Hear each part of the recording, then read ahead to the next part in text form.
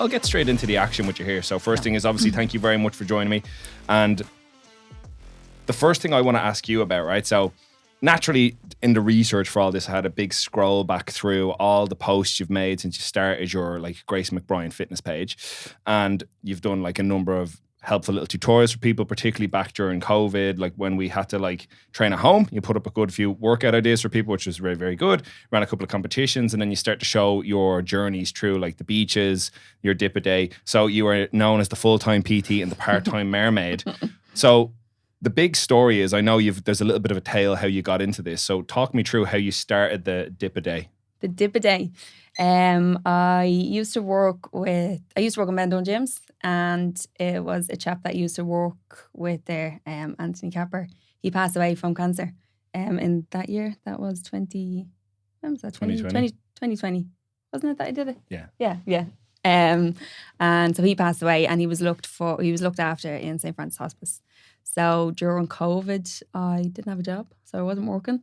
And I was like, I want to do something for St. Francis while I have the time, while I have something to do. What can I do? At that stage, I was into the sea dipping, but not so much. I would say doing it maybe once a month, you know, going down, maybe go down on Christmas Day, go down on Paddy's Day or something like that, you know, kind of big events, and once a month. And I was like, do you know what, for Lent was coming up, and I said, I'm going to do a dip a day for Lent to raise money for St. Francis Hospice. So it became a lot bigger than that, though. A lot bigger than that. So I ended up, so I did the 40 days, raised money for St. Francis, and then I just loved it. I fell in love with it. It was amazing. I loved the feeling of dipping and what it gave me, and it just put you in a good mood. And I kept it going. You very rightly know. I had made the note that you had reached your 100 days in a row on the 27th of May 2021, but you've since corrected me that you got all the way up to 199 days in a row. 199. Which is outstanding. It is. No, it was good. I was planning on going for the 365. And then, I got to 199. 199 was a struggle because, as we said, I was taken down by COVID. And I tried for the 200 and I couldn't get out of bed because I was so bad. Because I was so sick. But no, I was happy with that. 199 days, yeah. Well, I mean, it really shows the power of habit. And like that, I know obviously you started it for a good cause. Yeah. But it became this bigger thing, and it became, I know along the way you picked up other people who were going with you then as well. Yeah. So you built like a bit of a group, a bit of a society around it, a bit of a community and a social group. And then I know during COVID, it was a challenging time socially for a lot of people. Yeah. But I know down at the beaches there became this it became a bit of a hub for a lot of people to like practicing things like yoga, doing sea dipping, like Moonstock you mentioned before we started. So like you were obviously a big part of all this at that stage. You were one of the big personalities there. But like again, that's something I want to know more about. This is a side of like the fitness world that I wouldn't be as keyed into. And I'm sure there's people that listen that would be very, very much more interested into the more mindfulness side of things. I know that's actually one of the fellas that was quite big. Mind Yourself, 365. Yeah, Sean. So like all this, it started for you as this dip a day for charity, and then it became all this. Like, who was there? Is it still going? Is it still a thing? People down there. You'll always get a group of people down. I mainly dip down at the shelters down in Portmarnock, and there's a big, huge community down there. It's not as big. Well, the yoga and still would be. It was huge during lockdown because nobody really had anything to do, but it was just talking to people, and meeting new people, and then there was yoga going on. It was like, okay, I'll go down to yoga. There was Wim Hof breathing going on. Then it was Moonstock. People were meeting up on a Saturday morning to go do a 5K. There was always something like you could go down, have a chat with somebody and be like, oh yeah, I'll meet you tomorrow on Saturday morning and let's go for a 5K, and there'd be a big group of people. You know, if you wanted to get into anything, go down to the shelters and you get chatting to somebody, and there's always somebody there to have a chat with and get involved. And then we ended up like all getting to know each other. So it was one big group. And then Shawnee started the yoga. The runs were still going. And then we did like a big event that myself and Aoife actually did like a fitness class and stuff. So if you needed like to get out for the stress, for like to during COVID, if you needed to like get out, even though you couldn't, like at the fact that everything was closed, pubs were closed, everywhere else was closed, go down to the beach and you'd have a ball. The place would be absolutely kicking on a Saturday morning for sunrise. Speakers everywhere, everybody up dancing. It was just that's where I met, like, obviously most of the people that I'd still go dipping with now. It has died off a little bit, but the yoga's still on. You'll always, like, there's running clubs still down there. Sunrise, you'll always get a big crowd down there for Sunrise. And the Moonstock is just getting bigger and bigger. Now, I haven't been in a couple of months myself to Moonstock, but I think the first time I went, I think it was like the second or third one he had actually done. It's Paddy Douglas, and I'd say there was about 50 people there maybe, and now you're talking like 200, 250 people. That's going down. One of the girls I coach, do you know Gillian Keogh? Yeah. Gillian's been to a handful. She's actually powerlifting now. Oh yeah. She's going to be competing in April, so it's cool to have that, like, where I've got somebody who's obviously quite dialed into that part of like fitness and training, and then is coming into like more of like my wheelhouse. It's an interesting crossover. But I think like when you talk about things like that, and particularly during like COVID was a very challenging time, lockdown was a very challenging time for a lot of people in a number of ways. But I think that adds to the importance and shows how we are such social creatures. And I'd imagine you guys created this big support network in that place, and it probably got a good few people through it in a much, much merrier state than they would have otherwise. That's definitely the impression I got from seeing what you would have posted online. And you mentioned Aoife as well. I know Aoife now runs Celtic Conditioning. So again, a very community-based training together. I think that's like a big thing for people now. I think if I would say one thing I definitely took away from the lockdowns is kind of the importance of having a bit of a social group around you. And I know for you as a coach, as a trainer, that's something that you propagate, you prosper, you make potential for. Like we talked before how right now at the moment, I believe you're running like small group classes for a lot of the older ladies. And I know you started to learn to lift as well at TCD Sport. Yes. But back not down, older ladies. Yeah, all ladies. All ladies. Younger ladies. Yeah, all the ladies. But it's good that to be in a position to be able to provide that to people, be able to provide those entrances and those, like, to be the welcome door. I know now, especially at this part of the year, it's something I've talked to a few people about. Like, I've got a couple of clients that are really frustrated with January because they're like, just all these new people in the gym, and it's so busy, and they don't know what they're doing, and they're leaving everything everywhere. And it's like, but isn't it great that people want to get fit? Like, it's, as annoying as it might be, we were all kind of that person at one time. And I think just by being that little bit patient, or like for us as coaches to create those opportunities for people to exercise, is a big thing. So during COVID, you guys actually had that in droves down there. I'd imagine just people that probably never even, you mentioned people just we'll run a 5K tomorrow and just be a big group. Yeah. It got people, like the majority of people that were down there, if they didn't have the beach, I'd say they would have ended up worse for wear, you know, because it really did get people through it. But you couldn't do anything else. There was no, like, it was the only place you could go and get a hug, because you weren't out to hug your mum and dad. But people down there just didn't care, you know, and everyone just opened their arms as soon as you went down. And not that they didn't care about COVID, they did to a certain extent, but there's only so long you can go without getting a bit. Yeah. You know, you need that human connection that gets you through, you know. And from when I went from the 2 meter social distances or the 2K and stuff like that, you know, it just got a bit much for people. And then, not that they rebelled, but they were just like, look, I need my sea swim. And then it turns out that there was more than one person down there, and then for sure groups and stuff. It's only when you put people in these desperate circumstances that they'll kind of be willing to, even, like, everything is obviously a measure of risk. So I suppose for them, it got to the point during it, because it went on for such a long time, like on and off, that they were like, you know what, it's more important for me now to be part of something and be with other people than it is for me to, you know, hide at home and know I'm okay. Like, you know what I mean? So definitely. Fair enough. Like, absolutely. Like, you know how I feel about it. So I support the whole thing.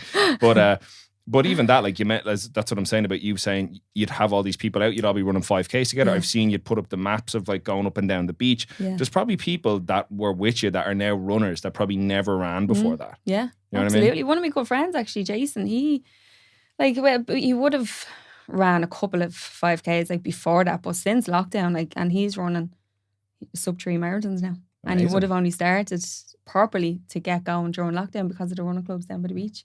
And it's actually Craig, who I work with in FBT, he was the one who put together Runrise. And it was like, right, get up, sunrise, everybody's going to meet, whether you can walk 5K, whether you can walk 1K, run 2K, whatever it may be, but there's just a bit of support down there for you if you need it, and it all kicked off from there. And then everybody that you kind of met then, so it was like, right, Shawnee, he's interested in yoga. All right, what can I put towards the community? And then I was doing like a fitness class. All right, I'll do a little session after the yoga, or we go for a 5K. we do a little session and then we all go in for a dip together. Do you know what I mean? So Savage, yeah. everyone was just bringing their own little pieces towards this little community, and it was just getting bigger and bigger and bigger. And everyone's so supportive as well. So if you're doing something, everyone would be sharing it. Even if you were doing something the same as somebody else, it was like grand. Like, do you know what I mean? Everybody's different, so just promote it and do your thing. And do you know, it makes me, I'm going to go off on a bit of a tangent, like wouldn't be like me, but it reminds me of like, so they say like for our brains as humans, for societies, we only really can manage to about 150, maybe 250, like intimate relationships. So like, because if you think back through time, we would have been in these small isolated tribes and villages. And I'm not trying to say he's had like a tribe on the beach, but you know what I'm getting at. Like a cult. That's what it was known as.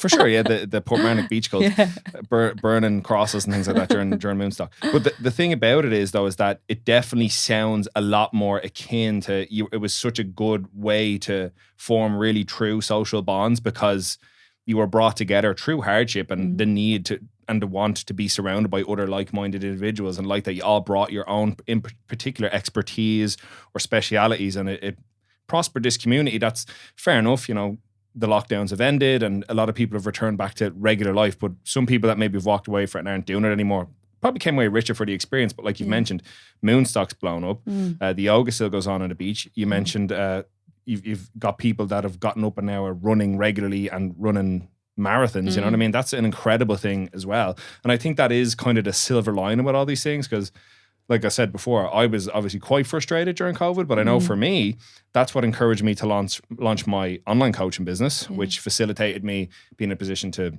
run the Iron Mindset podcast, to when I left FlyFit last November, things like that. Like, you know, it's definitely one of those things that I think it kind of forced people to like get a bit of a boot up the hole and change a few things. Yeah, if it wasn't for the first lockdown, I wouldn't have been a PT. That's when I actually started. Yeah, that's when I became a personal trainer, because I had no job. Because your story with fitness, like in the very early 2010s, you were in Bendon as like receptionist, fitness instructor and things like that. I had looked at your LinkedIn, by the way. Did you? Yeah, that's still going. I keep getting requests and I'm like, why? I think I still work in the Grand Hotel. You do still work in the Grand Hotel. I get little notifications, and that's so funny. You've been working there a long time. The worst job I've ever had. Really? I worked there for 3 months and it was the worst job of my life. Jeez, you're working there about 7 years now, according to LinkedIn. Like, yeah, I was wondering. I was like, no, why'd you get that quiet on the go the whole time? Yeah. Oh, gosh. But yeah, so you're obviously working in some capacity in Bendon many, many moons ago. And then, if I'm not wrong, you work with Ryanair? I worked with them, yeah, Ryanair. For a couple of years as well. And then obviously COVID came around and everyone was kind of on a blank slate. You know, what do we do now? So you obviously had a call in to come back to fitness and do something there. Definitely. So talk me through it. What drove that decision? To go back into fitness? Yeah. Yeah, because I left Ryanair and I was due. So I did a bit of bar work when I lived over in Spain. And I wanted to go back into that. So I left Ryanair, handed in my notice, had a job lined up in a bar, and lockdown hit, so the bar obviously didn't open and it was closed. So I had no job. And at that time, I had only started CrossFit and got like proper back into my own fitness, because over the previous, say, 5 years, I was like in and out. I was always in the gym. I was always a member of the gym. And I'd always go to the gym, but not consistently. Like one week I'd go one day. The next week I'd go 5 days. I was training by myself, commercial stuff that I've done since I was like 21 or something, you know. So I got into CrossFit and it just sparked up my love for fitness again. And I was thinking then, I had no job and I was messing around. First time I think I was ever unemployed since I was like 16, had no job. So I made the most of it for a few months and I was like, right, I need to get my act together now. And decided to... yeah, I was like, I better use this fitness qualification that I have. Why not try it? And I started off with some Zoom classes with friends, with family, and did that. And I seen a thing on FlyFit. I seen I think it was jobs.ie, got an email to be like, FlyFit looking for a PT. Sorry, I was in Musgraves. I got a little part-time job in Musgraves. I was working up in the cash and carry on the tills up in Ballymun through lockdown. And I got an email to say the FlyFit were looking for PTs. And I applied for it. Met Nikki and I was like, yeah. Good, handed me notice, and I said, right, I'm going to be a PT, see what happens. And you were like almost instantly one of the more popular trainers. I actually remember I watched your first class. You were teaching a circuits or a conditioning, and it was, I think so, and it was... yeah, it would have been one of them. Yeah, it went off like really, really well. Like because you're only in FlyFit, I'd say, for what, about a year? Yeah. Like December. So like with lockdowns in between, December to like the following February. So a little over a year, but it was 6 months lockdown. Yeah, it's a bit of a bummer. Yeah. It was a bit of a damper, but you definitely made a really strong impression. You were always like thought of as a very good instructor. But I know like the time there was obviously limited. It was good for us. Like this is probably the first time we've actually gotten a chance to sit down and have a conversation since we used to sit and drink Subway coffee in the canteen. I'd say their like revenue has gone way down now 100%. In the last while since we don't work there anymore. Like we were drinking so much of their damn coffee. And like, the cookies. Yeah, let's not talk about the cookies. I think at one stage I was up to like 102 kilos because of them. Like I was fucking rolling down that stairs to do the check-in with people. Like, so you were with Lifer for a little bit of time, but obviously and this is actually one of the things I said it to you at the time, like I admire about you as a coach, as a person, is that like you were obviously, you had a way you wanted your life to look and you were met with resistance on the other side. So you said, well, that's fair enough. Yeah. I'm not going to stay here then. Yeah. And like, again, that's not necessarily anything negative on people that work in FlyFit. That's obviously they have their own prerogatives. Mm-hmm. But I think it's an important thing to know where your own non-negotiables are. And I know for you, it was you generally came in early in the morning, you had your couple of clients, and the middle of the day was like your thing. You would go, you'd usually go to the beach, if I'm not mistaken. Yeah. And then you'd sometimes come back either for a shift in the evening or a couple of evening clients and things like that. And you had your life set up in a really, really good, productive way. And you just kind of weren't being met halfway. And that's kind of one piece of advice I would say to a lot of people is that, like, you know, naturally we find ourselves in a pretty like solid position. We're like well-known, reputable coaches who kind of have that little bit of leeway. So for newer coaches and things like that, maybe they can't. But if you do find yourself in that position where you kind of, I think you knew yourself, ultimately your own happiness would have been compromised if you had stayed. Yeah, definitely. Because I was going into a couple of the shifts, not miserable, but just dreading them. Do you know when you get that dread and you're going into a job and you just don't want to do it anymore? When you're on with me. Yes. But no, and I think that does come from, not to sound like patronising, but I do think it comes from life experience. I've gone through so many jobs that you just say, yeah, and you do so much. And my whole thing about going self-employed was the reason why I'm self-employed is because, well, mainly I don't like being told no. You know, the fact that you only get 20 holidays a year and you ask for 1 week and they say no, it's like, what? Like, you know. So, it was them little things that were just getting to me, and I wasn't like that. I wasn't happy. And I are self-employed, but you're kind of still not self-employed because you have got a contract with them as well. And like that, I said, can you change it? And they couldn't. Nothing bad. Like, I was still like no bad blood there whatsoever. They're a great company to work for.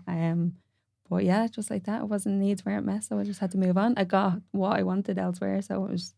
And that's the best way to play it. I think you kind of hit the nail on the head there, like that. Like FlyFit's a big machine. You know what I mean? They're constantly opening new gyms. Yeah. They've got a product that works. You know what I mean? They've got high demand. Like, they've obviously got the biggest customer base in Ireland in fitness. It's a fast-paced gym environment. Every gym has like a bones of about 100 classes a week. It's astronomical. Like, so it's a big machine, and it's very, very fast-paced. And that's the idea. It's like ultimately the bigger it gets, you are just going to be somewhat of a cog in the system. And I think if you're a newer trainer, particularly if you're a bit younger, and making a bit of a presence for yourself or getting a bit more well known as your number one priority, it probably is a good place to be. Absolutely. But when you find yourself like that, where, you know, you're not only money motivated, clout motivated, you kind of have things that you want to like fill your own cup up, like the position you found yourself in, I then later found myself in. I think you kind of do have to weigh up your options. And it really, externally anyway, looks like you definitely made the right choice.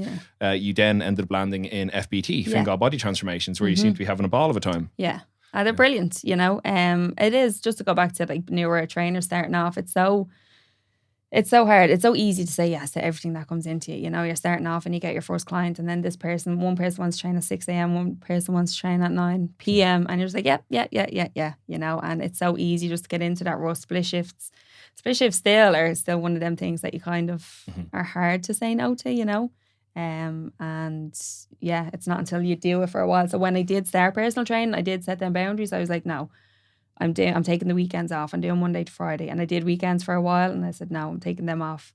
And just being that bit more disciplined with yourself and doing it makes life not so much easier, but just less stress, and you're giving more to your clients when you're not that stressed, you know. So if you're not exhausted, exactly, yeah. And if you're dreading going into work because you're after being up in a client at 6 a.m, And then if you don't get a nap in, naps are essential in switch shifts. My God, I'm the best napper ever. And then you're going in the evening and you don't want to go in the evening and you're kind of putting the blame on your client, but it's not their fault. Absolutely so not. You have to. You agreed to be there. Exactly. And so did they. Why would you say yes? So you can't be miserable. And yeah, it's tough in that sense. But now to go back to FBT, yeah, absolutely. Amazing gym. It really is. Such a good community. It's very similar. Like FlyFit, I feel, is a good community. Everybody that worked in FlyFit were just the buzz. You know, you'd go in on shift and you'd have the laugh, and customer members within classes and stuff, they make the classes, and FBT is just the same. The community in there, like you go in the mornings and you see it's much smaller than FlyFit. Like even the gym itself, and the members, but the community is just next to nothing, you know, and the support you get. I feel like in the fitness industry, the support is just unreal. Yeah, it's amazing. You know, and it's kind of slated a little bit because I think it's slated a little bit more online. More so, but when you work with people, they're just so supportive of you. Well, like anything you do, they're just like, that's amazing. There was somebody said this to me recently when it comes to like, they're talking about like, it was in a different thing, but they were talking about like negativity online. And it's like, yeah, but if you just turn your phone off, that's all the negativity gone away. And if you just look at the person or the people or the group that you're surrounded by, I completely agree. Like I would say in the entire time I've been involved either in just training myself, becoming a coach, becoming an assistant manager in FlyFit and now working as a powerlifting coach, I'd say I could probably count on like nearly 10 years. I'd say less than 10 people I could say were genuinely a little nasty. I'd say the vast, like the thousands of people I've met, everyone is just so sound. Doesn't mean we're all singing from the exact same hymn sheet, but I think pretty much everyone that gets involved in this industry, whether it's as a client, an athlete, a coach, a trainer, a physiotherapist, it's all to help people ultimately and help each other and using our past experiences and maybe things we've gone through to help people navigate these pitfalls. And I think that's kind of one of the strengths of, for somebody like yourself, myself, what would we just say? We're more experienced, more seasoned trainers, you know? I think though that's actually one thing you said though a minute ago. I think it's a really, really good lesson. You set yourself a standard before you got back into personal training, saying I'm not going to be one of those coaches that takes people at 6 a.m. and then somebody else at 9 p.m. and I'm going to do this 8 days a week and run myself into the ground, because the burnout rate in this business is massive because of that, because people don't know where to say no. And for some people, obviously it's tough to say no to money that's been offered to you right away. But I think I would, and I'm sure you're the same, I would rather serve a smaller group of people much more than try to cater to hundreds of people and let them all down, you know? Yeah. And I suppose if you, I just imagine you'd agree, if you were giving advice to a younger trainer, somebody who's just graduating, you know, iTech, image fitness, wherever it might be, set yourself up in such a way that you can sustain for not just the next couple of months, but probably a couple of years. Yeah. Because if you do become that person that says yes to everything, the likelihood is you're going to eventually go back to your job in Apple Green or Tesco, you know? Yeah. After like, I think 2 years is the usually, average. Like if you think back to when you qualified, how many of those people that you did that with are still actively working in the business? Yeah, no, not like a handful, like a couple, not even 5. I don't think. I think my class was about 19. And I can name, including myself, 5. Oh, the people I did a course with. Yeah. Sorry, I'm thinking of the gym I worked in. Yeah, maybe 1. Yeah, it's very few because it like that. Like it happens that way where I think people have expectations when they get in, and unfortunately, it's not. And that's the thing. You can't pour from an empty cup. No. So you do kind of have to take care of yourself, and then take care of your clients, obviously. Yeah, because it does seem easy when you look from the outside in, but God, it's tough, especially when you have like client after client after client after client. You know, it's. And the other bits as well, like you're programming, you're looking after the nutrition, you're doing check-ins if you're doing online. Yeah. Like, that's the thing. So that person, they're only seeing you for maybe an hour a week, maybe 2 hours, but you could be putting 60, 70 hours of actual work in behind, like with people in person, and then the admin work that goes in behind it. It's a pretty loaded job. Would there be any, besides that, like obviously like pace yourself, have a certain times you work in, time to yourself. What other advice would you give to young coaches? Do one-on-one. Don't go straight online. Yeah. It seems like everybody just wants to go straight online. And I'm only new to online. Do you remember I rang you and asked you for a little chat to try get it set up? And one-to-one is where you get your knowledge, your experience. Like there's no There's nothing that can beat one-to-one. Online is amazing and it's great. And my goal kind of last year was to get it set up, and I thought it was the way I wanted to go. You know, I like traveling and I wanted, so I was like, oh yeah, if you can keep that going online, well, brilliant. But now that I do like it, but it wouldn't be like a full-time thing that I want to do. You couldn't replace in person. No, definitely not. Because like that, it's where you get most of your knowledge and where you learn. Like even a small group, I love small group training, but even still, just that one-to-one feedback and that one-on-one time, there's no beating that. So do as much one-to-one as you can and do online on the side or whatever, you know, but get your experience. That's where you're going to get your experience, get your knowledge, get your confidence as well, because you know what you're looking for. Whereas if you're in a room with like, say, 10 people, you're kind of like, okay, going around like with small group training, it is harder. You can do it. And I think it's better if you're a little bit more experienced because you know what to look out for. Whereas when you're only starting off one-to-one, it's easier to kind of you've pretty much hit the nail on the head. Well, if I was to give someone a time frame on those things, I usually say get into the business, try to at least a year. I would usually recommend 18 months of actually working with people in a one-on-one setting. Because I would say it this way, if you can't help people navigate their issues in person, where you can have them repeat rep after rep, exercise after exercise, and actually talk to them in real time, how the hell are you going to do it on a once a week call or a couple of videos that it's literally just their foot, you know what I mean, where they can't get it right, you know, because people don't this is one thing that was really eye-opening to me. And I was in fitness for 5 years before I'd started online coaching. People do not know how to film exercise whatsoever. So mad, isn't it? You know, literally. It makes me really respect people that do it for like a living, like exercise tutorials and all that. Because setting up your phone is obviously a bit of a pain in the arse. But like, they really, really can't film. So, but fair play to them for even trying this. Because I know for a lot of them, they're nervous to do it and all that. But that's an absolutely massive, massive point. Work with people in person. You're going to learn so much more. And that's the biggest thing. I would say this as well. I'm sure you're the same. My clients and the athletes I coach teach me way more than I can ever get from a book or a seminar. As valuable as those things are in theory, actually having somebody in front of you that can give you that feedback right away and learning how to not only work with them as a lifter, as somebody teaching them how to deadlift or squat, but them as a person and seeing the best way you can through your knowledge and what you know how to do help this particular person, because no two people are ever going, even if they have the exact same issue, you won't solve it the same way, depending on their personality, their age, their priorities. So many other factors go into it. So you're dead right. Work with people in person. And I used to get nervous. I used to be thinking like, what if they ask me a question and I don't know? And then I remember listening, I think it was to a podcast, and it was like, just tell them you don't know, but you'll go and find out. Absolutely. You know, and that was kind of like a little, all right, that's all right. That's all I have to do. Right, Grant. You know, just take a little breather and say, if you don't know the answer, don't bullshit them. Don't pretend like you're talking about, like you know what you're talking about. If you don't know what you're talking about, just be like, do you know what? I don't know, but I'll find out for you, and I'll let you know at our next session, or give them a text later on, or send them a voice message or whatever, you know. And there's no harm in that. You're not going to know everything, you know. Well, no, there's no way you could. How can you? But that's it. They will appreciate the fact that you are honest. Yeah. And I think the biggest component of any relationship is truly going to be trust. And the reason they're asking you is because they trust you. And even if you say, well, I don't know right now, but I'll find out for you, they know they can trust that you're going to go to a reputable source, find out what the answer is, and you're going to put it to them in terms that they'll understand. Instead of, because I'm sure you've probably had it yourself. Like I sometimes, you know, if clients are really enjoying training, they might go and do a bit of Googling. And naturally, you can find confirmation and contradictions to anything you want, particularly on training and diet on the internet. 1 minute fiber is the best thing in the world. Next thing, it's going to kill you. Yeah. One moment you're meant to be cooking with seed oils. The next thing, it's going to kill you. Eggs are good. Eggs are bad. Meat's good. Meat's bad.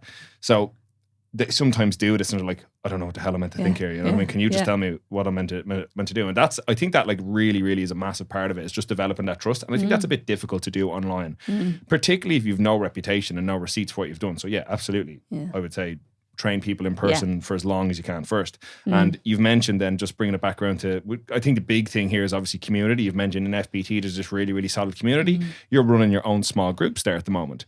And this is something I've brought up in other podcasts, and something I really, really am a massive advocate for is removing barriers for people participating in exercise. You mentioned a couple of minutes ago about how sometimes there can be this negativity on the internet. And I can only imagine for some people who are like interested in the gym but a bit nervous, going onto some people's pages now and they're giving out about people curling in the squat rack or, you know, doing an exercise wrong. Like imagine like, I just want to go and get in shape and I'm terrified that this is going to be these people watching me doing an exercise wrong. Yeah. And I really think that is like, it's annoying and it's frustrating for us as professionals, because like naturally we want people to exercise in the most efficient way possible that gives them the best result. But I would much rather, it's going to be much easier for me to get someone to do an RDL correctly if they're already in the gym than get them off the couch and into the gym. That's a much bigger hurdle. So I think for you, doing that is a massive benefit to your local community, that you're able to give people that outlet to come in a small group where they can make friends and train, build a community and get a bit more confident with exercise. So what was the motivation or inspiration for that? Why specific? I know like you're not saying it's specifically one group of people you're trying to work with, but naturally you've got these people that gravitate to you. Yeah. Like what was it? Was it to help people to create that environment so they can get more comfortable in the gym? Yeah. Because initially I did put it out to beginners and intermediate, because I wanted to teach people how to just to get comfortable in the gym, because the majority of my one-to-one clients, the biggest struggle for them is to get to the gym. You know, some of them stand outside the gym and won't walk in to meet me for the first time, you know, so I might have to walk outside and just be like, hey, what's up? Come on in, I'll show you around. And that's the biggest struggle for them. It's just getting to the gym, walking in, having that gym anxiety, especially after lockdown, because lockdown has made everybody's anxiety in general, I think 10 times worse, social anxiety. So that was the biggest kind of thing that I wanted to work on, to get them into the gym first and teach them how to use the gym, you know. And then I was thinking, all right, grand, after a couple of weeks or whatever, they'd spread their little wings and move on. But they're all kind of still with me now and I started, I think it was last February, I would have started it now. And they're all still with me, kind of, because I was thinking beginner, intermediate, they go set up, buy a gym membership, go do their own thing. But now we did actually Coldtober together, so back to the dipping as well. I got them all involved. Amazing. And they were like, Grace, you need to like get an award for persuasion, because I don't know how you got us to do this. So we did Coldtober every day for October. We went down to the dip and they all got involved, and through that they all just like, they get along great. And it's good to see that as well, you know, because you obviously, like, I get along with them as well, but you still have to have that professional side of things, you know. But getting outside the gym and seeing them become friends, it's amazing. And they're all flying, they're all getting so strong. And it's kind of like, when they do, because there's only a certain amount of equipment that I have in that little area as well. So it's kind of like, right, they do eventually have to spread their wings. And it will be great to see. I love it. I always say, like, you shouldn't have a personal trainer for life.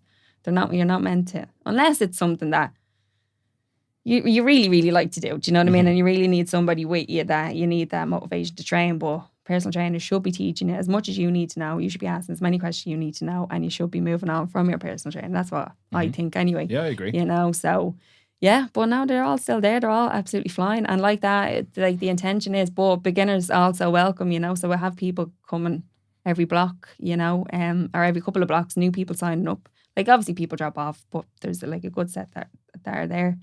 And that's what I enjoy, because I remember when I first started in the fitness industry, it was like, you'll find your niche, you know, and you'll find like your target audience. And I think for the first 6 months or something, I'm like, when is this niche going to come? Do you know what I mean? When am I going to find this? Because I'm still looking, you know. And then I realised with the more one-to-one clients I got, I loved coaching the movements. I loved like teaching people how to deadlift, teaching people how to squat and correcting them and benching and stuff, you know. I loved that coaching side of things and explaining it. So I kind of brought that to the small group PT, and then brought that to Trinity then as well. And that's where Learn to Lift came about as well. Brilliant. Yeah. You've got a new one of those starting soon, don't you? 25th of January, next Wednesday. Savage. Yeah. I was snooping and I saw that. But that's what I mean. It's, you're facilitating people that may have been thinking about going to the gym for years, but kept putting it off because of that. Like, I mean, they might not have even seen anything online, but there's this like presumption in the average person. Is like, the gym is full of just big me heads that are going to be annoyed at me, and they're going to be lifting way more than me, and I'm going to be in the way, and I'm going to be doing things wrong. So for them to say, well, all I have to worry about now is going in and Grace is going to show me what to do. Like, that is a massive relief for most people. You're taking so much of the mental bandwidth of stress away from them, and they can just trust you. Yeah. And I do agree that, like you mentioned, somebody probably doesn't really need a personal trainer for life. I think there's like obviously rare exceptions. Like I know, like for example, like celebrities they'll rely on a trainer to wake them up at 6 a.m. and get them down to their gym. Sure. But I mean, strictly in the sense of teaching people how to lift, how to use the gym, and kind of get over that initial hump of being anxious about using the gym. Absolutely. But I think what people generally gravitate towards and keep is you as their coach or the person that they trust to ask things for. So like I'd have a number of people who started with me one-on-one who have through the years gone all the way to the point now where they're actively, like a lot of them compete in powerlifting now.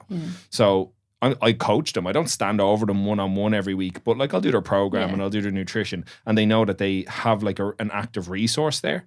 And the bigger thing though you mentioned is you got them to do Coldtober. Yeah. So you got people to go down to the beach in October in the freezing cold for 31 days in a row. Yeah. So that is not only is that like obviously fantastic that you made this like group activity, but I think that's that kind of puts you in a position of being like a leader in your community, which is a really, really big deal. Because like that, a lot of the time what people generally lack when they feel a little bit directionless is they've no one to kind of look to. And when it comes to getting in shape, that tends to be what it is. People want to do it, but they don't know how, they don't know who to emulate, they don't know what the right information is. So for better or for worse, we don't have to be the greatest coaches in the world, but if you can create that environment where people feel like I can show up here and be part of something and I'm not self-conscious and I'm just one of the team, one of the girls, one of the lads, one of the gang, and I can engage in this activity. They're not even thinking about the exercise anymore. They're just thinking about the enjoyment they're having. And you've mentioned a lot of them have become good friends out of it. Yeah. They just show up and then think about the torture, as they call it.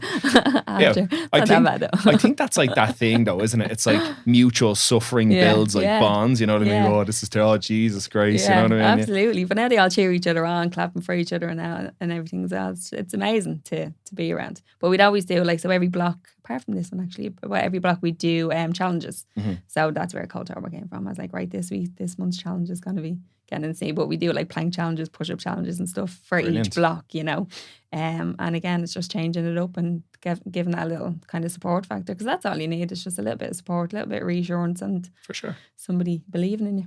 Absolutely, because a lot of the time I think people just get carried away with their own thoughts, and they build anticipatory anxiety like that. Like if it's going to be like, I watched that video again. I'd seen it when you posted at the time where you stood at the top of the you were going to jump into the sea. What were you on top of? Can't remember the name of the place for jumping in. Vico? I think so. You were stood like up there for 15 minutes. Yeah, just looking at the water, and then you eventually Jeez, jumped off. Yeah. Like that's the thing. You were probably anticipating all the things that could go wrong and the fear. You just get up, and eventually you just said, "Fuck it," and you did it. Yeah. And it was grand. Yeah. And you had a good time. And I'm sure now you could do it any day and it's grand. Yeah. So it's like that. It's on the other side of that fear is all the things you want to achieve. But sometimes it is just help over that hurdle you need. And I think that's a massive component of what our jobs are. Yeah. And I think sometimes coaches can get lost in the reeds of what's the optimal exercise or the best way to do something or the best nutrition plan or the best exercise program. It's like, just give people a fucking opportunity to come in and do something. It doesn't matter what it is. It's actually something I will commonly say to people, it's more important that you exercise than how you exercise. If you like yoga. If you like running, run. If you like lifting weights, lift weights. Yeah, just find a hobby. Exactly. That's my big thing. It's like everybody needs a hobby. So if you haven't got a hobby, like, get one. You know? Absolutely. Because otherwise you're sitting at home watching telly for God and many hours. Oh yeah, you know, and it's not really a hobby, you know. And then that's where you find your community, and that's where you find like-minded people. Just do something that you like. Like, find something. If you don't know what it is, try whatever it is that you may be. Like, my hobby isn't going to the gym. My hobby is CrossFit. You know, yours isn't going to the gym. Yours is like powerlifting. Actually, recently I've taken up biking. Oh, you were saying that. I saw that actually on your running Instagram story. people over in River Valley. Yeah. People are like, did I see you on your bike in? They better. I go real quick. I'm an absolute maniac. Like the first day I was like a little like, okay, I'm just going, because I hadn't biked in a while. Like, so I was like, I'm just going to get like my gears down, make sure I don't fucking fall off the thing. The brakes work. But and now I'm out in it all the time. And people, fuck, I'm a little demon on the thing. Baskets and ribbons and all.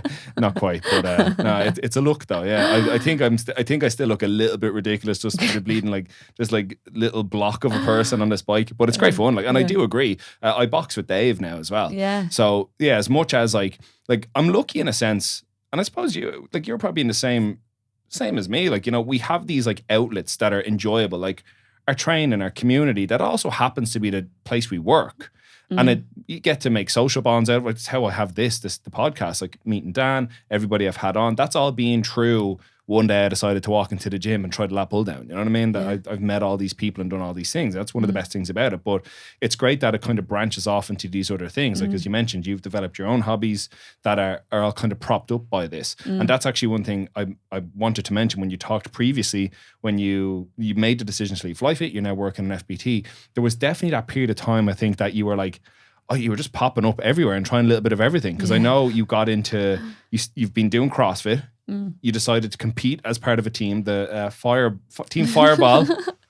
Battle Cancer. Yeah. Yeah, that's right. Yeah, that's. I think competing in any capacity is phenomenal. It's one of the things I love about CrossFit. It's one of the things I love about powerlifting. I love about anything that is. It's so welcoming of anybody just getting in on any level that they can to take part. But like, what was the attraction specifically to CrossFit? Like, what made you go that route?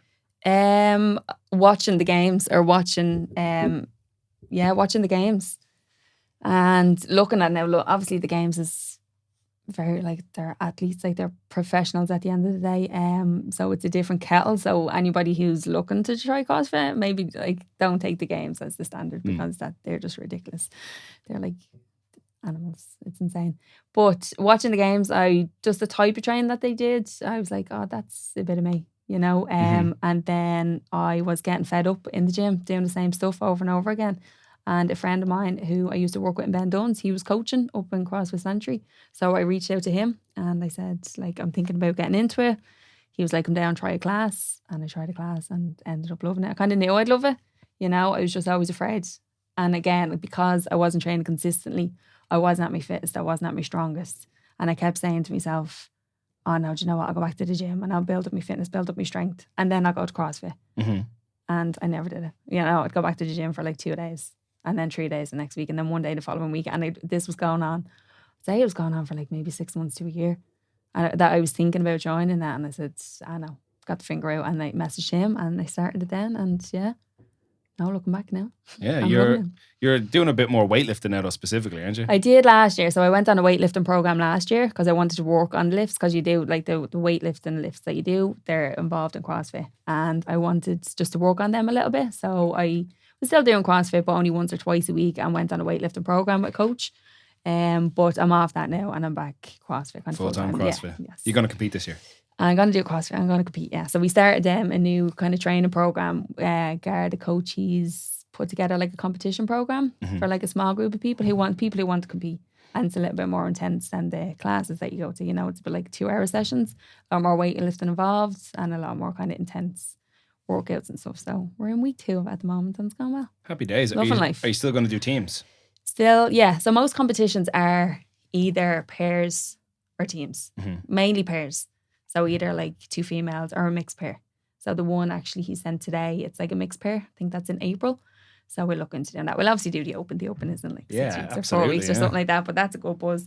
And because the past couple of years, COVID has been here. So we've had to do like the workouts. Sorry, is that too loud? I'll bring it a little closer to you. So we've had to do them in kind of groups, you know, the open workouts. So there's one workout released every week and then people get together and they do that workout. But now, obviously, all restrictions are gone. So they're making a big deal. It's going to be every Friday night and everybody gets together and does the workout in groups and stuff. Brilliant. So it's going to be such a buzz. It's one of the best things about CrossFit. Like, naturally, again, if we look at the internet, people have like, there's obviously massive positives too, and some people say a lot of negative things. Yeah. I love CrossFit. Yeah. If I wasn't doing powerlifting, I'd either be in strongman or CrossFit. Yeah. I say that all the time. But like you mentioned there with the open, I love that once a year there's this big thing that essentially everybody in CrossFit takes part in. Like, and you get your world ranking. I think that is so cool. It's unreal. That's amazing. And then you can find out where you came in Ireland and out with females and stuff. But like that, everything is scaled. Yeah. You know, so there's something that every single person can do, you know? Yeah, and that's exactly it. Because I've watched,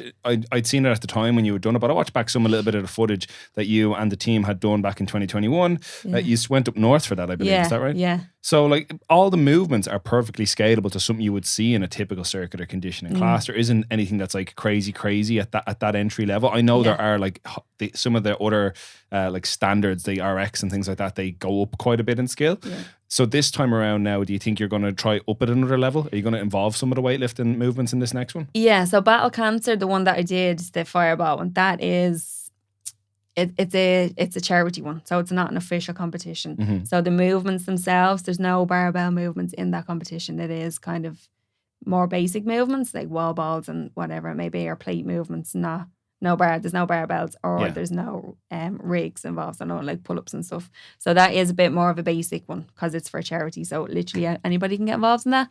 But then another one that I did, powerful, so that involved lifting and rig work, pull-ups and stuff. But like that again, there's like a beginner, there's an intermediate, and there's a Norwex standard. So no matter what the competition, there'll always be a level for somebody, you know. So but yeah, powerful, the one that I did with Leon, that was a big eye-opener. I died. Like that was so tough. Do you know when you think you're fit and then you do something like that, and I was like, Jesus Christ, I'm not fit. The moment you add a competitive element to anything, it makes it 10 times harder.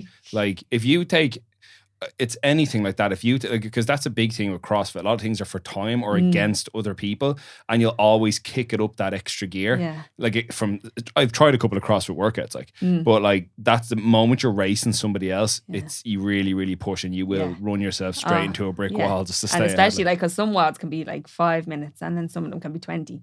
And if you go hell for leather in the first 3 minutes of a 20-minute AMRAP, you're dead. So much skill to that, like knowing when to push, knowing when to pull back. That's the hardest part for me, especially because like fitness would be my kind of downfall, as in endurance, and like I can lift. My strength is probably my strongest point, you know. Whereas fitness, like running and ergs and stuff like that, or any aerobic work, basically, I hate it. Like I hate it. So this is like my focus for this year, to get better and to get fitter in that sense. So it's hard to kind of pace that in the beginning and kind of know when to, you can push it here a little bit. Like it is trying to find, that can be the hardest part. Just being like, how hard do I have to go on this and for how long? You mentioned though that you had spent a bit of time working on your Olympic weightlifting. Was that with Martha? No, that was with Ian Dara. He was the coach, not you. So they set up a weightlifting club in Abs. Oh, right. Yeah. Abs weightlifting. That's when you were there. Yeah. Right, yeah. Because I was trying to get to that. I was trying to piece together in the timeline, because for a while you were with us in Abs weightlifting. Yeah, that's right. Yeah. Yeah. So that was it. Yeah. Do you know they're moving to Portugal? Sarah and Steve, No way, because they were talking about setting up like a retreat kind of thing as well. Is that what they're doing? I believe that's the plan. Hopefully I'm not spilling the beans on their plans. Yeah. No, it's they always travel to and from. Yeah. It's sad in a way, because like Abs weightlifting will continue going, but it's sad in a way because like Steve's obviously a great weightlifting coach. Sarah was good crack. They're all great lifters, so it was good to have that like diversity in the community for us, because like you'd have like the athletic weightlifters and the big mouthy powerlifters over the other side, and all of them between the two groups. It was really, really good. Yeah. But it's great that you took that bit of time. I'm sure it's paid off now. You've taken that bit of time to work on those lifts specifically, and you're carrying that skill back then into CrossFit. And then I know for a while when we were working in FlyFit together, you worked on your deadlift for a while. You did quite well on the deadlift. How's that been going? So it was going well. I think my PB was 127.5. Awesome. Right, I went for 130, didn't get it. I went to Bali and I lost 4 kilo. I saw that. And I did a 1 RM deadlift, was it not last week but the week before, and I barely lifted 115 off the floor. Yeah. So the 4 kilo, because at first it was like, a lot of people were saying, Jade, you've lost a lot of weight since you came back from Bali. And I did feel a bit leaner, but I just thought, whatever. And I actually weighed myself and I was 4 kilo lighter.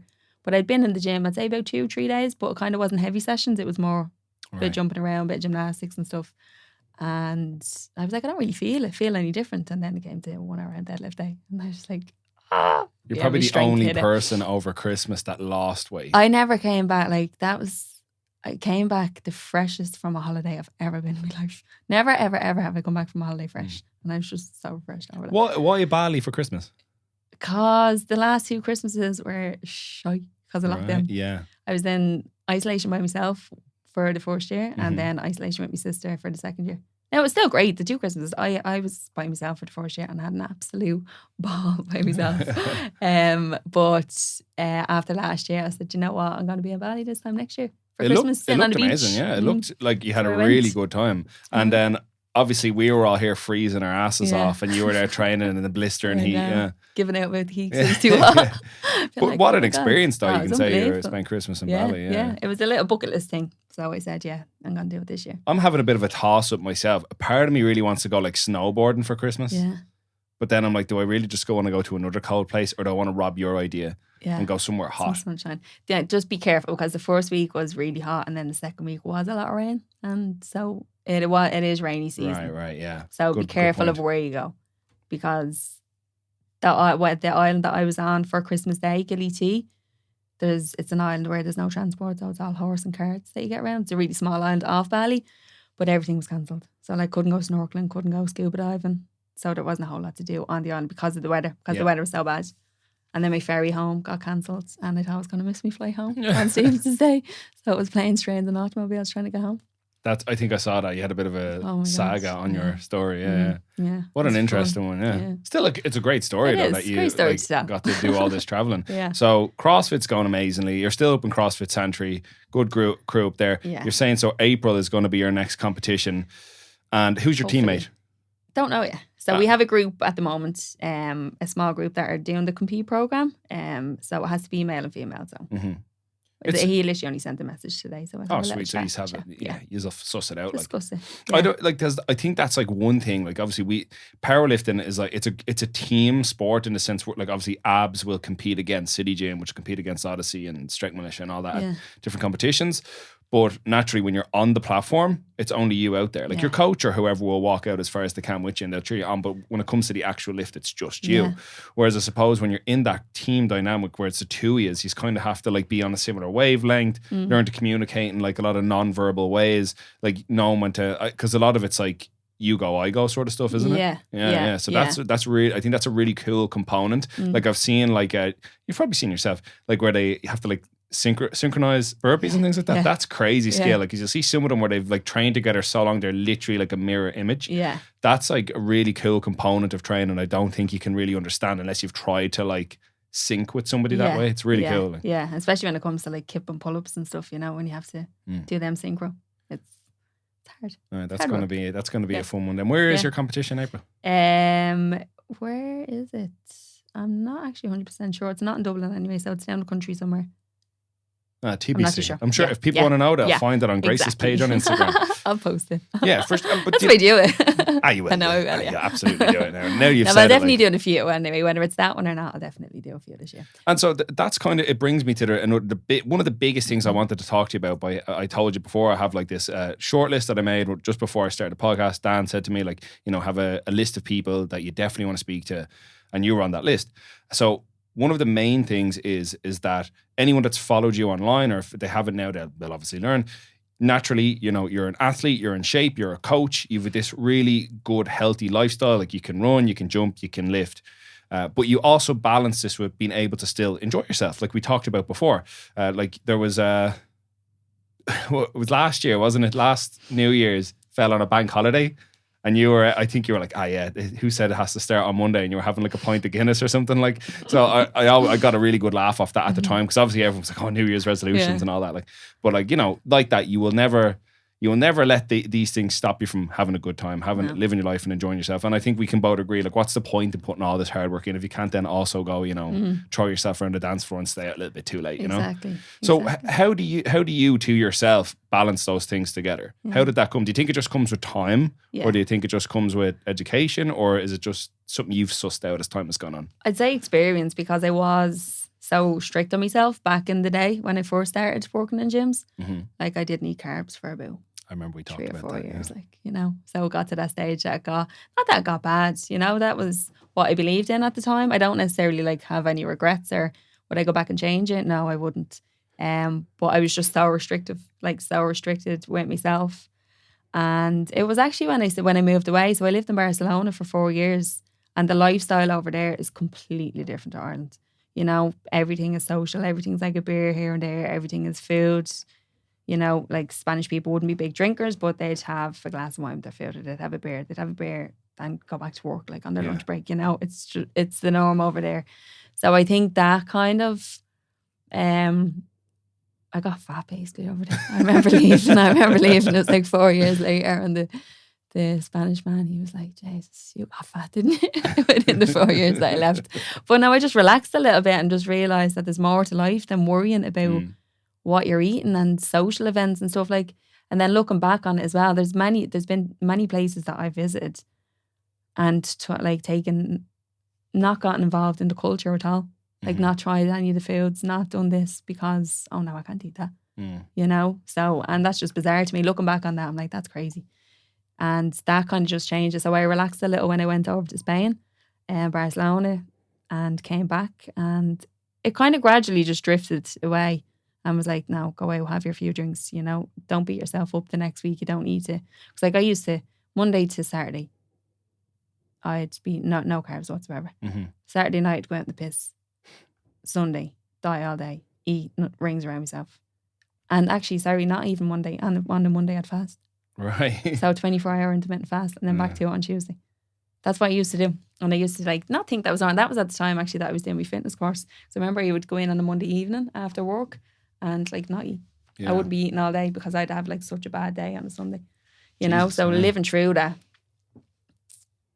You do it, and then it must be just age that you get older and wiser, and you're like, what was I doing back then? Yeah, you know, it's an interesting one to always kind of suss these things out, because naturally, like obviously not all advice is universal to all people. There are some people that are a little bit too much into the partying side that could do with a bit more discipline. Yeah, and then same way, it sounds like in that case, obviously the 24-hour fast on a Monday was probably like a little bit of form of self-punishment for going wild over the weekend.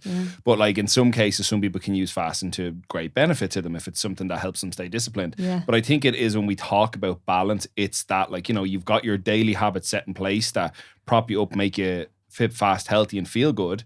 But then there are those times, Christmas, birthdays, things like that are important to you. Like there are these, they're not just important as a means by which to like let your hair down with food and drink, but also to spend time with people you care about, people you love, and celebrate things. You know, stop and smell the roses, as they might say. But I do think that's what I think when people hear balance, they kind of sometimes misinterpret it as one thing or the other, when it's really, it's knowing where to put priorities on certain things. Because like that, like you said, you'd be on holidays but not even tried the local cuisine. That's crazy, isn't it? Yeah, isn't it? Like, think back. Yeah, I remember going to Croatia before. Like, I couldn't tell you what the local food is in Croatia, because I wouldn't have had it.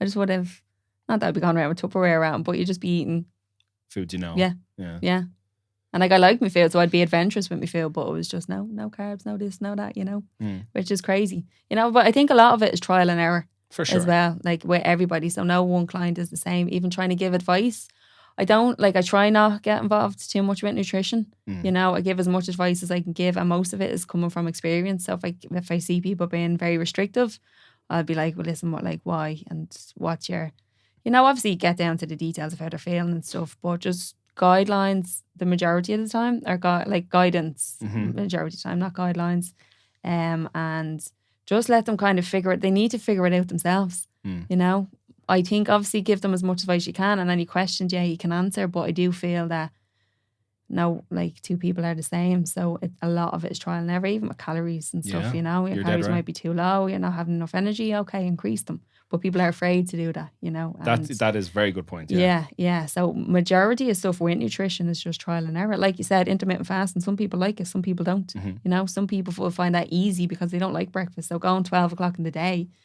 that like if they don't need to eat until 12 o'clock in the day, it would suit them fine. If that was me now, I'd be a miserable bitch. I'd be angry.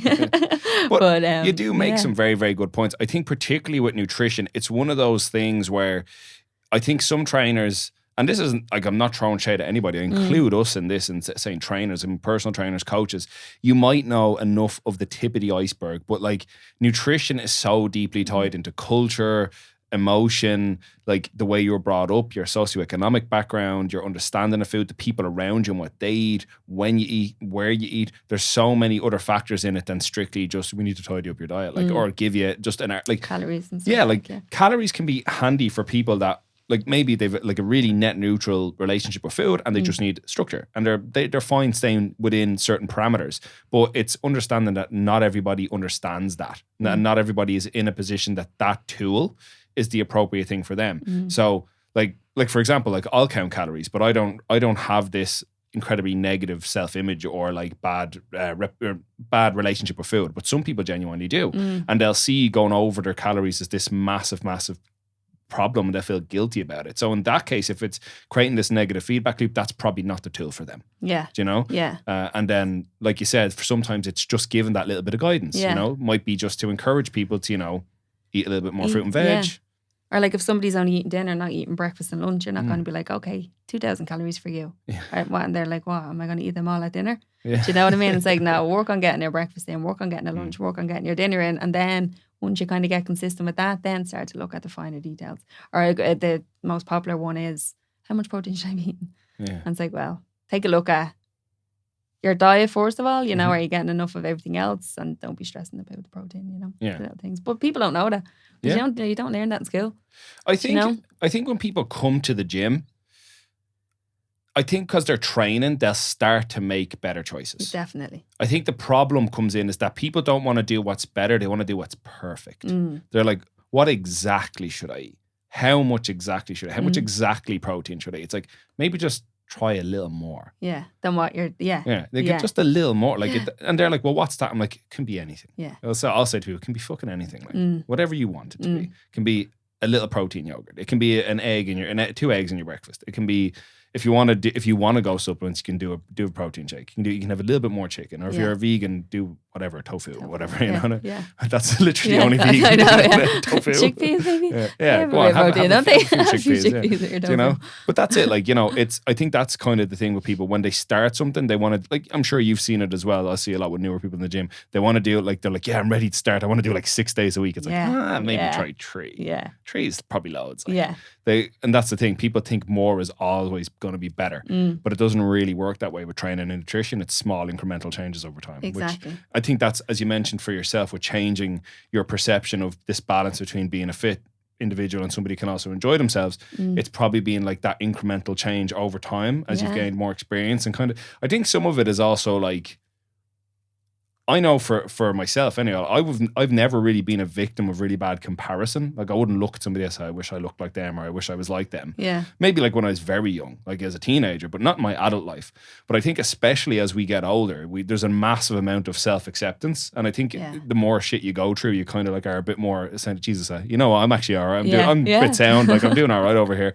So, and like that, like I think very impressively for yourself is it seems as time has gone on, your life, and from an external point of view, obviously it's true Instagram's a highlight reel, but it looks like you're having a ball.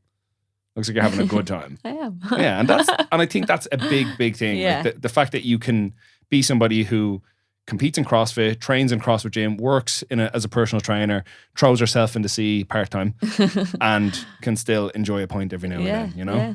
So that's... Obviously, once it fits your lifestyle, I haven't been drinking, like going out that much, because it started affecting me training, so training is just taking priority at the minute, so I wouldn't be going hell for leather. But there you go. That's a perfect way to look at it. It's like right now, training's the focus, so this other thing gets dialed down, training gets dialed up. I'm exactly the same. I competed my last competition on the 10th of December, and I was like very strict on the way up, didn't have any alcohol or anything probably for the 6 weeks leading in, and then all bets were off.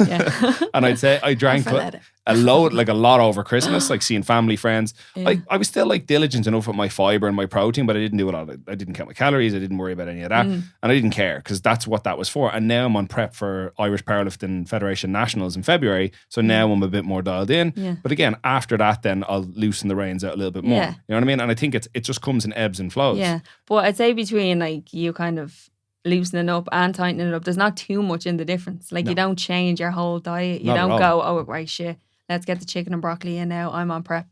Do you know what I mean? And then when you let go, it's like, right, Chinese pizza and you have it exactly everything. Right. Do you know what I mean? That'd say it's like maybe cut back on the calories, right? Okay, I won't go out every weekend. I might leave it every 2.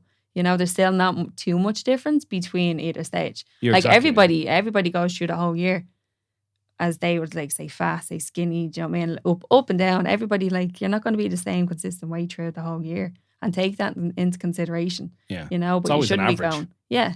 Like there'll be times of the year when you'd be leaner, maybe coming into summer for a holiday, and then you get the winter fluff, as they call it. But there shouldn't be too much drastic changes when you're trying to tighten things up and cut back a little bit. It should be the same, like same foods, maybe just smaller portions. Or absolutely, yeah. You should still be able to enjoy your damn diet. Yeah. Like that's it. Like I'm trying to make a weight class, but I still enjoy every meal I have. Like I love eating, so don't worry. It's you and me both. So, but that's it. You're exactly right. Like making these changes for anybody that would be listening who is in that position now, especially this time of year, who wants to make changes, maybe is saying, I want to get in better shape, even for holiday, for summer. It's not about how drastically they can change things right now. It's like, you've learned, and I've definitely learned over time anyway, is that it's the small incremental changes, just minor tweaks here and there based on what the biggest priority is now. So if the biggest priority is leaner, it's maybe same foods, slightly smaller portions, maybe swap the full sugar Coke for a Diet Coke. Exactly. You know, maybe every second drink get like just don't get a Coke or get a gin and tonic instead of another pint, you know what I mean? I could never do that. I never got into that. I tried so much, but when it comes to that, I'm all or nothing, which is bad. But I couldn't do the whole one on, one off. The snaky thing to do is, if you're now, I've learned, is if you're a Guinness drinker, is to get the zero Guinness in between. Just go give it to me in a proper glass so they don't know. So I'm not judged. Straight up. But it is true. Like but I mean, it's great to be in a position where you can say, if I'm going to have a night out, I don't have to think about it. Because there's so many people who get caught in this cycle of guilt. Yeah. Where like they're just trying to enjoy themselves and then they're beating themselves up about it. And it just creates this big negative loop, and there's no need for it. It's like, if you're having a good time, go and enjoy it. Yeah. And don't be so damn hard on yourself, because you can always pick it back up the day, well, maybe not the next day, but the day after. A couple of days later. But you know what broke my heart in January was the amount of people that messaged me asking me, was I doing transformations? Really? Yeah. It was like, I'm looking to do a transformation. Are you doing them like 6 weeks, 4 weeks, all this stuff? Obviously, they're after putting a bit of weight on over Christmas, and they just want to lose it like that. And it was sad to see. Yeah. That's the thing. That concept will never not be attractive to the average person, because it's been so deeply ingrained and sold in the fitness industry as we can transform you. Yeah. That it's never going away. No. But I think if I was to frame it any other way, the only thing you could really say to somebody is, you could do like, and I don't do this, but this is literally me brainstorming what you hear, like spitballing, like you could do like a 6 to 8 week, we're gonna make these changes to elicit this response, but then the next course, another 8 weeks, is to ingrain the habits that facilitate you keeping the body fat off or keeping the good habits going, and understand that it's not necessarily, your value is not tied to this number on the scales or the circumference of your waist, but you're putting habits in place now that you can carry on forever that will keep you fit and healthy till your last day if you want, you know. But I think that's the tough part as a fitness professional is, the thing is, like, rapid recomposition is sexy, and it sells, so people want it, and it doesn't matter quick money, exactly, and that's exactly it. People want to throw money at the issue, and if we were robots, if we were little automatons, you could just put a code into it and we did a thing, great. But human beings are very complex, so as much as they might be able to stick to that torturous exercise and diet regime for 8 weeks, we all know the stories. Everybody listens heard somebody, they stopped doing it and put all the way back on. So what had all they really lost in that time was probably like about the excess that they put on over Christmas. To be honest, if they put it all back on, all they lost was the money they put in at the start, you know. True. But I would love to see, maybe I can see the value in helping somebody make a quick change if it's really impacting how they see themselves, but then using that momentum to put better habits in place for the rest of the year. And I think that's kind of the key to it. And I think it all needs to be sold as one thing instead of, here's your 6 week revolving door. Here's eat 1,500 calories and get the hell out. You know what I mean? Yeah, we'll take a before and after photo and that'll be you on your way. Yeah, and I'm going to stick it on my Instagram and that's how I make my money. But again, I don't think there's no place for that in fitness, but I think it's how it's sold to people. Like, we really, really need to look more at the interpersonal element of it. But I get why coaches do it. They're trying to make money in January. You know what I mean? That's why they do it, you know? So. And then people want to do it because they're after putting on the weight over Christmas, so they just want a quick fix. So it's always going to, I've had that now all through January. All my clients want to go on cuts, and I'm like, no problem. And like that, like, we'll have a chat about like whether it's macro counting or just small dietary change, and they always want to go lower calories or smaller portions, and I'm like, just try this, because you've went from, you know, this level of indulgence and you're already not down here. Don't need to take it all the way down here, so you still get to enjoy life. Exactly. But now that is a hard thing, and I suppose that's one of the problems with fitness, is that we're always going to have these external perceptions affect how we conduct ourselves in the business. But the best thing you can do as a professional, I suppose, is just put who you do work with, put their needs first. And as long as you're doing that, it will ultimately pay dividends in the long run. Absolutely. Right, Grace, I think that's over an hour we're talking. Lovely. Yeah, I'm really satisfied. It was brilliant. And I really think it's a good story that, like, you know, you're somebody like, COVID ended up being this massive silver lining and ended up completely changing what your life looked like prior to it. You know what I mean? You went from hating your job in the Grand Hotel and working in Ryanair to being like most people in the country, like a good number of people in the country lost their job, and you completely reinvented yourself. So you used something that was ultimately viewed as a negative for everybody and turned it into this big massive positive. And I think you've added a lot to the communities you work in FBT, for the people you train down in your gym, you learn to lift at TCD Sport. And I think that's a massive plus, and we're looking forward to seeing you competing more in CrossFit. Me too. Thanks very much. Thanks so much.